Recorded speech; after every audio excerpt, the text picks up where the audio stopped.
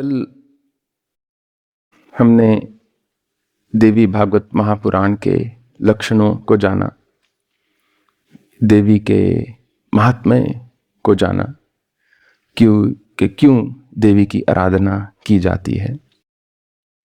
और आप सब इस महायज्ञ में यजमान हैं, ऐसा परम सौभाग्य आपको प्राप्त है। इस पर हमने विचार किया और माँ चंडिका के नवारण मंत्र का उच्चारण किया। और हमने कहा था कि जितना हो सके यथासंभव उतना अधिक जप कीजिएगा। चित्त की वृत्तियां जो हैं बहुत प्रबल होती हैं और अक्सर मनुष्य को उस समय आके पकड़ती हैं जब मनुष्य सतर्क नहीं है, जब वो जागरूक नहीं है। तो जब तो सब ठीक है तब तो जप हो जाता है, परंतु जब मन आकर्षित हो जाए किसी विक्षिप्तता की ओर, के मन कहे चलो मैं बात कर लेता हूं किसी से, या मैं थोड़ा गोष्ठी कर लेता हूं, हास परिहास कर लेता हूं, उसी समय चित्त की वृत्ति तोड़नी है। मुझे याद है जब मैं हिमालय में था, तो जब गया था उस गुफा में, तो शुरू में अच्छा लगता था यदि हफ्ते में एक आधा कोई व्यक्ति आ जाए, कोई इंसान देखने को मिल जाता है, उससे आपने थोड़ी बातचीत कर ली। परंतु जैसे जैसे जो है साधना बढ़ती चली गई, ध्यान जो है और एकाग्र होता चला गया, वैसे वैसे मन अपने आप विमुख होना शुरू हो गया कि कोई ना आए। जब घनघोर बारिश पड़ती थी, सबसे ज्यादा प्रसन्न मैं ही होता था कि आज कोई नहीं आएगा, कोई यात्री, कोई तीर्थ यात्री, कोई वहां नहीं पहुंचेगा आज। जब धूप होती थी, कोई ना कोई अवश्य आएगा, क्योंकि जो बातें आप बोलते हैं और जिन बातों का आप श्रवण करते हैं, उसी का मंथन निरंतर बुद्धि में, मस्तिष्क में चलता रहता है। उसी को लेकर चित्त कुछ नया उत्पन्न करता है। भगवान विष्णु जो हैं, एक बार एक बहुत लंबा युद्ध करने के बाद थक गए, विश्रांत अवस्था में वो लेट गए और उनको योग निद्रा के माध्यम से नींद आ गई। जब जो सृष्टि चलाते हैं, पालन करता, जब निद्रा में हैं, तो वो प्रलय का समय होता है। एक समय होगा जब सृष्टिकर्ता को जागृत रहना है, एक समय होगा जब पालनकर्ता को जागृत रहना है, एक समय होता है जब संहारकर्ता को जागृत रहना है। तो भगवान विष्णु जो हैं विश्राम कर रहे हैं, और कई हजार वर्ष विश्राम करने तक, जैसा कि शास्त्रों में वर्णन है, उनके कानों से मैल निकलती है और उस मैल से दो दैत्य उत्पन्न होते हैं, मधु और कैटभ। मल जो है ये वो बचा हुआ हिस्सा होता है जिसका शरीर ने उपयोग नहीं किया।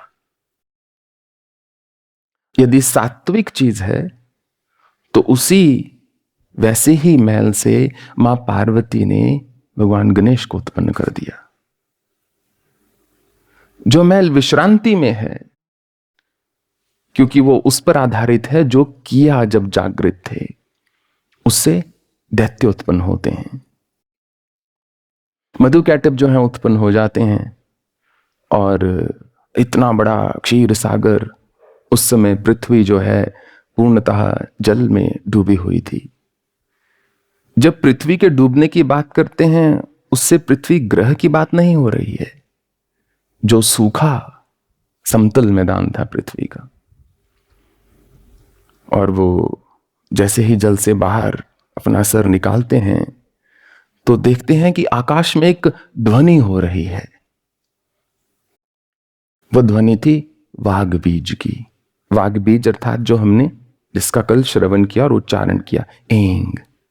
एंग ह्रीं क्लीं में से एंग जो है वाघ बीज है।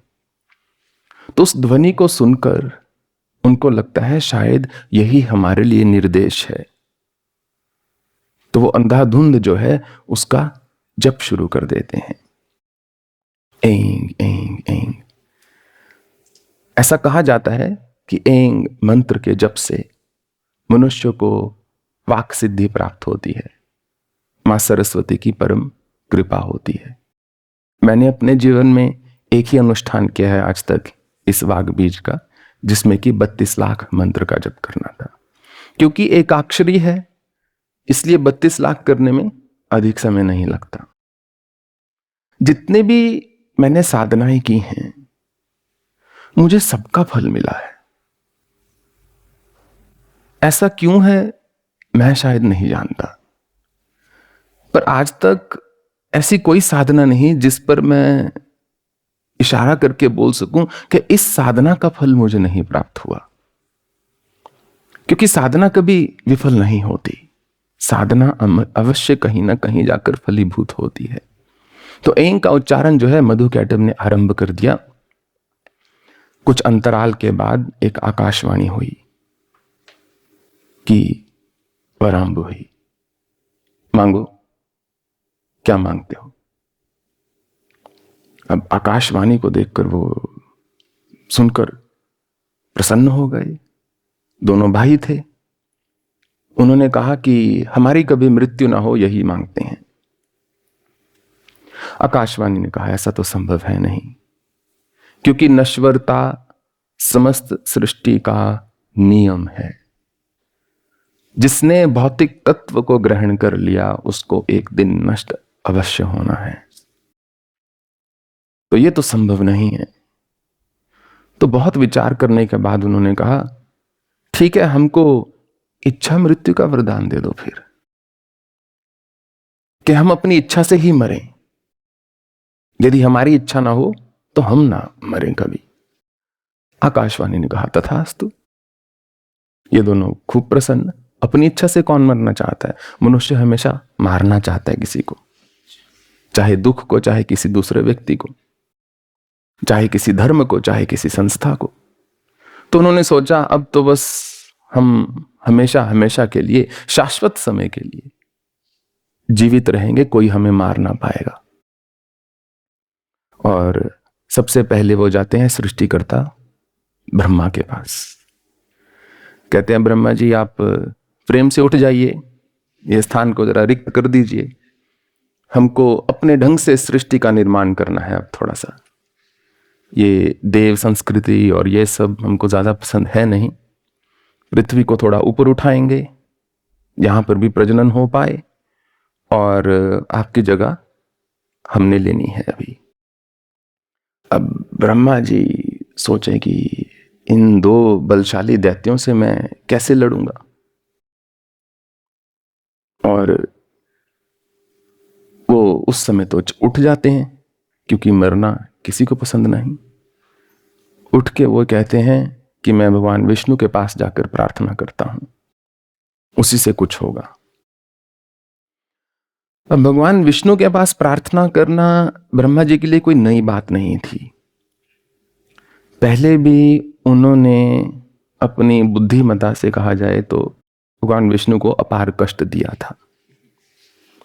क्योंकि एक बार पहले भी भगवान विष्णु जब विश्राम में थे, जिसके पास शरीर है किसी भी तत्व से क्यों ना बना हो, उसको विश्राम की आवश्यकता है। तब जब देवताओं ने बोला था कि विष्णु सोए हुए हैं, यह तो असंभव है, योग निद्रा के प्रभाव में भगवान क्यों ऐसे जो हैं विश्राम में हैं, इनको उठाया जाए। तो बहुत लंबे युद्ध के बाद भगवान धनुष के ऊपर विश्राम कर रहे थे, और ब्रह्मा जी ने अपना दिमाग लड़ाया ओल्ड जनरेशन के थे थोड़ा, कि मैं दीमक की रचना करता हूं, संरचना। ये दीमक धीरे धीरे जो है धनुष को खाएगा और वो धनुष टूट जाएगा, ऐसे भगवान अपने आप उठ जाएंगे। क्योंकि किसी में इतनी हिम्मत नहीं थी और ना ही ये सनातन धर्म के अनुरूप है सोते हुए व्यक्ति को जगाना। धर्म को जगाना चाहिए, हाथ को नहीं। तो उन्होंने कहा विष्णु की आवश्यकता है, इसलिए विश्राम तो बाद में भी हो जाएगा, अभी इनको जैसे तैसे करके उठाया जाए थोड़ा। तो वो दीमक ने काटना शुरू किया, जिससे कि वो जो प्रत्यंचा चढ़ी हुई थी, जैसी वो धनुष टूटा, उससे भगवान का मस्तक कट गया, जिसके ऊपर की फिर हय अर्थात अश्व का सर लगा दिया गया था, जिससे हयग्रीव भगवान की उत्पत्ति हुई।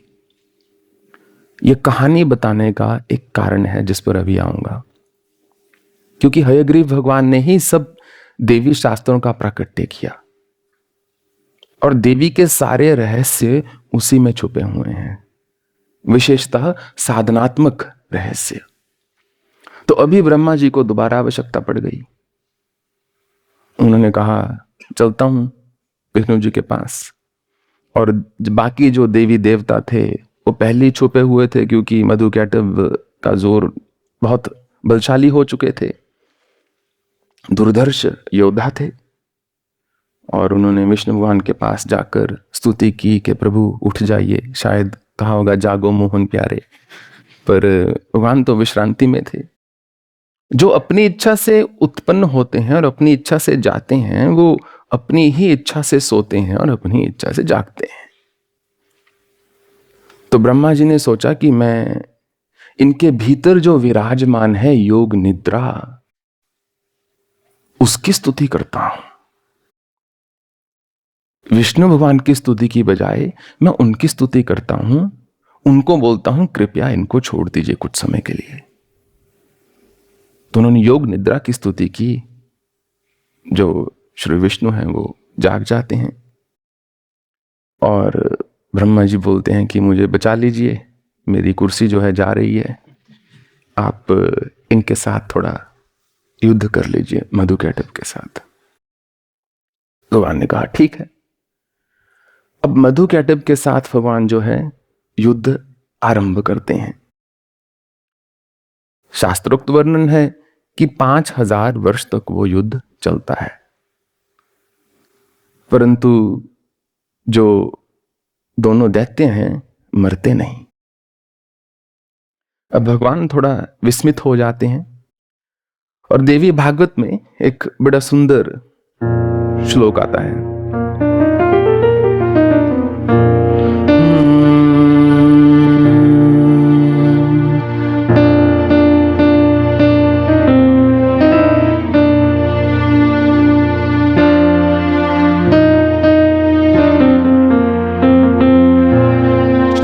ते भीते त्यक्त शस्त्रे पतिते बालके तथा प्रर्हन्ति नावीरारस्ते धर्म एव सनातनः। भगवान ने कहा मधुकैटभ से, देखो मधुकैटभ, हम सनातन धर्म से हैं। सनातन धर्म में जो व्यक्ति गिरा हुआ हो, जो सोया हुआ हो, जो रोगी हो, जो बालक हो, उस पर प्रहार नहीं किया जाता। तुम दोनों भाई तो 5000 वर्ष से एक एक करके मेरे साथ लड़ रहे हो और मैं अकेला हूं। तो ये युक्ति संगत नहीं है, ये न्याय का मार्ग नहीं है, ये धर्म का मार्ग नहीं है। इसलिए मैं चाहता हूं कि मैं थोड़ी देर विश्राम करूं और फिर तुम्हारे साथ युद्ध करूं। क्योंकि वास्तव में भगवान को समय चाहिए था विचार करने के लिए कि मैं कैसे इनको परास्त करूं। तो भगवान जो है उनसे बोलते हैं कि यदि तुम बलशाली हो वाक्य में ही, तो थोड़ा तुम भी आराम करो, थोड़ा मैं भी आराम करता हूं, फिर हम दोबारा युद्ध करेंगे।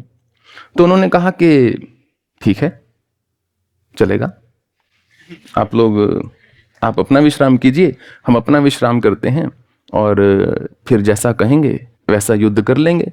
हम तो कह रहे हैं कि ब्रह्मा को छोड़ दो, हम इसका मस्तक जो है सर से, इसके धड़ से अलग करना चाहते हैं, और कोई युद्ध नहीं है, आप ही युद्ध करने पर जो है उतारू हुए पड़े हैं। तो विष्णु जी ने कहा ठीक है, थोड़ा विश्राम के बाद बात करते हैं। जब भगवान विश्राम में दोबारा जाते हैं तो वो देवी माँ की स्तुति करते हैं। क्यों? क्योंकि जब हम थक जाते हैं, हम बोलते हैं ना, ऊर्जा नहीं रही शरीर में, शक्ति नहीं रही, थक गए। अब जो शक्ति थी वो तो योग निद्रा के स्वरूप में ही भगवान में विद्यमान थी, ब्रह्मा जी ने उसको बाहर कर दिया। अर्थात किसी चीज की जब हम सृष्टि करते हैं तो उसमें ऊर्जा लगती है। तो ब्रह्मा जी कहने पर जब वो बाहर हो गई तो विष्णु भगवान ने बहुत थका हुआ अपने आप को महसूस किया, तो उन्होंने देवी की स्तुति की। नमो देवी महामाये सृष्टि संहारकारिणी अनादि निधने चंडी भुक्ति मुक्ति प्रदे शिवे। कि हे देवी महामाई, कृपया प्रकट होइए और मुझे बताइए हे शिवे, कैसे मैं इन दोनों को परास्त करूं। तो देवी जो हैं मुस्कुराते हुए बाहर आ जाती हैं और भगवान से बोलती हैं, प्रणमन्तं जगन्नाथं वासुदेव सनातनं देव देव हरे विष्णु कुरुं युद्धं पुनः स्वयं। हे जगतपति, हे देवादिदेव, आप ऐसा प्रश्न कर रहे हैं? मैं तो आपसे उत्पन्न हुई हूं, मेरा तो स्रोत ही आप स्वयं हैं। कुछ नहीं करना है आपको, बस तय करना है, इनके साथ युद्ध करना है, सब कुछ तो आप ही करने वाले हैं। हे देवादिदेव जगतपते, मुझसे ऐसा प्रश्न मत कीजिए। तो भगवान विष्णु जो हैं देवी माँ को बोलते हैं, हे शिवे, हे श्रेय, मुझे थोड़ी सहायता चाहिए होगी। राक्षस जो हैं इच्छाओं में बड़ी तीव्रता से लिप्त हो जाते हैं। आसुरी संपत्ति का जो व्यक्ति होता है उसकी लक्षण ही भगवान ने यह बताया है। एक तो अहंकार बहुत होता है, आड्यो बिजन्वान अस्मि को अन्य अस्ति सदृश मया, कि मेरे जैसा और है ही कौन, मैं तो बहुत विशेष हूं। और दूसरा जो आसुरी संपत्ति का व्यक्ति होता है वो हमेशा किसी न किसी मनोरथ में रत रहता है। इदम अद्य मया लब्धम इम प्रापस्य मनोरथम। अब एक मेरा मनोरथ पूरा हुआ है, अब दूसरे की ओर चलता हूं, अब तीसरे की ओर चलता हूं, कभी भी संतुष्ट होकर बैठता नहीं। तो इसलिए ये दैत्य हैं, काम के उद्वेग से भरे हुए हैं, तुम जरा इनको मोहित कर लो, बाकी काम मैं देख लूंगा। देवी ने बोला ठीक है। अब ऐसा कार्य विष्णु ही कर सकते थे। साम दाम दंड भेद, जहां जो लगाना है वहां वो लगाते थे। ऐसा कार्य भगवान शिव ने कभी नहीं किया। कभी नहीं बोला पार्वती माँ को कि उमा तुम जरा जाके उनको देखो, मैं पीछे से करता हूं कुछ। परंतु विष्णु ने जब जब आवश्यकता पड़ी किया। जिसको आगे करना था उसको आगे किया। युधिष्ठिर से झूठ बुलवाना था, बोल बेटा। तो किसी को नहीं छोड़ा, क्योंकि नीति जो होती है वो धर्म की जो बात होती है वो धर्मज्ञ ही जान सकता है, धर्मशास्त्री नहीं, धर्माधिकारी नहीं। तो जो स्वयं धर्मज्ञ हैं वो वही जानते हैं। तो उन्होंने कहा देवी को कि तुम जरा थोड़ा सा सुंदर स्वरूप धारण करके उनके सामने चलो। अब वो सामने गई जब, तो दैत्य ऐसे थोड़ा चौड़े हो गए कि आज तो हम हरा देंगे विष्णु को, ब्रह्मा, सबको एक ही बार में चारों खाने चित्त कर देंगे इनके। तो विष्णु ने कहा देखो, वो देवी जो है पास में खड़ी हैं, और भगवान विष्णु कहा देखो, जो तुम्हारी इच्छा है मुझसे वर मांग लो। दैत्यों को कहा। दैत्यों ने कहा अरे ये स्त्री के सामने देख के बलशाली हो गया है, उनको प्रभावित करने की वो कोशिश कर रहा है। तो उन्होंने कहा अरे तुम हमें क्या वर दोगे, हम याचक थोड़े ना, यहाँ भिक्षा थोड़े ना मांगने आए हैं। दैत्यों ने कहा हम भिक्षा मांगने नहीं आए, हम तो महाबलशाली हैं, युद्ध में तुम्हें परास्त कर रहे थे, जानते नहीं क्या। जाओ तुम्हें जो चाहिए वो मांग लो हमसे। बस वो कार्य सिद्ध हो गया, क्योंकि देवी पास में ही खड़ी है। वो देवी अंतर्ध्यान हो गई। वो देखा कि जिसको इंप्रेस कर रहे थे वो तो है नहीं। भगवान ने कहा कि प्रक्ष संस्कृति में, असुर कुल में आज तक वो अपने वचनों से विमुख नहीं हुए। तो तुमने मुझे वर दिया है तो ठीक है, मैं मांग लेता हूं। मैं ये चाहता हूं तुम्हारी मृत्यु मेरे हाथों हो। अब वो दोनों एक दूसरे की ओर देखते हैं कि ये ठगे गए हम तो। यही शब्द प्रयोग किया है देवी भागवत में कि ठगे गए हम, कि अब क्या करें। तो उन्होंने कहा देखो तुमने तो भी बोला था एक वर दूंगा, अपना भी दे दो फिर। तो भगवान ने बोला ठीक है ले लो मेरा वर, यही मुझे यही चाहिए कि मेरे हाथों से तुम्हारी मृत्यु हो। और वो आसपास देखते हैं, उनको जल ही जल दिखता है, कुएं के मेंढक को सिर्फ कुआं ही दिखता है। तो उन्होंने कहा कि आप एक काम कीजिए, वहां हमें मारिए जहां सूखा हो, जहां भूमि हो, जहां जल ना हो। उन्होंने कहा कि जीत गए, चारों ओर जल ही जल है, कहां लेके जाएंगे भगवान। अब जो क्षीर सागर में विराजमान है उनके लिए क्या विचित्र बात थी, ये क्या बड़ी बात थी। भगवान ने अपने स्वरूप का विस्तार किया, उनके जो जांग थी एक पूरा द्वीप बन गई। और किन्हीं शास्त्रों में ऐसा भी मत है कि उसी जांग द्वीप से जम्बू द्वीप बना, जिस पर कि भारतवर्ष स्थापित हुआ। फिर तो जांग पर भगवान ने कहा ये सूखा भूमि आ गई है, आ जाओ बेटा। दोनों ने अपना सर जो है भगवान के जांग पर रख दिया और उन्होंने सर को कलम कर दिया। मधु और कैटब ये वही दो दैत्य हैं जो भी हम अपने कानों से ग्रहण करते हैं, वो कैसे हमारे चित्त में मंथन होकर, उसका चिंतन होकर बाहर दैत्य का स्वरूप धारण करके निकलते हैं। इसलिए कोई और उनको परास्त नहीं कर सकता। आपने उत्पन्न किया है, आप ही को परास्त करना पड़ेगा। ना सृष्टि करता, ना संहार करता, ना किसी प्रकार की कोई ऊर्जा। देवी उसमें सहाय हो सकती है, परंतु परास्त आप ही को करना है। अच्छा सुना है तो सात्विक विचार होंगे, बुरा सुना है तो बुरे विचार होंगे। तो उस समय जिस देवी की उपासना की भगवान विष्णु ने, और जिस भाव में देवी जो हैं उनके साथ सदा रहीं, उस देवी को बोला गया है श्री माता, जिसको कि मां ललितांबिका या आद्य शक्ति भी बताया गया है। हो सकता है कहीं ना कहीं आपको दुविधा हो कि आद्य शक्ति भगवान शिव के साथ हैं या भगवान विष्णु के साथ हैं या किसके साथ हैं। आद्य शक्ति उन्हीं का एक स्वरूप है, सबके साथ हैं। स्वरूप में भ्रमित होना कहीं ना कहीं थोड़ी मूर्खता होगी, परंतु मैं ऐसी आशा करता हूं कि जब तक ये देवी भागवत का पाठ खत्म होने तक आएगा तब तक आपको ये दुविधा जो है थोड़ा दूर हो जाएगी।